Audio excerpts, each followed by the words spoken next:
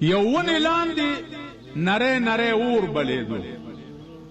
حضرت عمر ورغی، چې ورغی یو بوډای پرته ده او درې بچي ورته ناست او په اور باندې کټوۍ ایښې ده، خو چې دا بچي لوږه ډېر تنګ کړي نو دا کټوۍ کې سمسۍ ووایي، داسې کړ کړ کړ آواز وشي، بچي بیا چوپ شي. عمر فاروق ورته وایي بوډای دا ولې؟ وی نن درېیمه ورځ ده چې زم نهر یم او دا بچي مې نهر دي، په دې کټوۍ کې مې کاڼي اچولي دي چې دا بچي مې لوږه ډېر تنګ کي او شور جوړ کي نو زه ورته پکې سمسی ووام، د دوی دا یقین راشي چې مور راته څه پخی لګیا دی. نن درېیمه ورځ ده چې دې بچو له په دې چل دوکه ورکوما. حضرت عمر ورته وویل او بیبي تا د دې ځای امیرالمؤمنین ته ولې اپلای نه ده کړې؟ ته دې رسایي نه ده کړې؟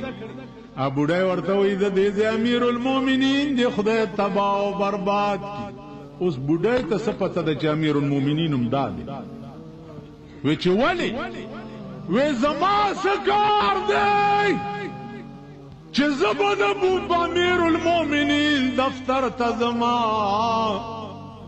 او امیرالمؤمنین ته به د روټۍ دپاره درخواست کوم، دا د هغه فرض دی چې راشي او ما ته ووایي چې بوډای تا ته څه تکلیف دی، دا د هغه فرض دی.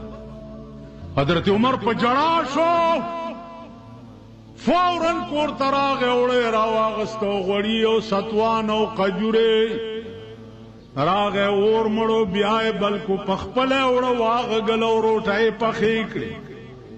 بوډۍ م راپاسول او بچي م راپاسول، پې روټۍ وخوروله، بیا یې تې معافي وغوښته چې و بوډۍ که ستا په سر قیامت کې او د دې ماشومانو په سر ما نه جواب دلبي وشوه نو څه جواب به کومه؟